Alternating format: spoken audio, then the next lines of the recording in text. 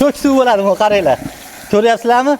Mana, bundan ham ozgina aralashtiramiz ana. Qizilidan aralashtiraylik. Ana. Ana, qizilidan ham aralashtirdik. Endi mana bu sarig'ini qo'yinglarchi, sarig'ini ham aralashtiramiz ana. Hamma yo'q rasuv qo'yapti, mana qaranglar. Usti boshlar rasuv. Endi bunga. Endi bundan jichcha qo'shamiz ana. Endi bundan qo'shamiz. Qaranglar. Ana.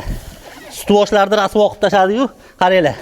Endi mana tashqi fasadga bitta uramiz. Endi mana loymi? Loyni ham uramiz do'stlar, qaranglar. Mana loy bo'ldimi do'stlar? Endi bu muammo bor do'stlar, ya'ni vodosochniy bo'ladi mana. Bitta suv uradigan bo'lsangiz, oppoq bo'lib qoladi. Ko'ryapsizlarmi do'stlar? Ya'ni bu vodosochniy bo'ladi. Bemalol yuvib ishlatsiz bo'laveradi. Chalasiga sepib qo'ying.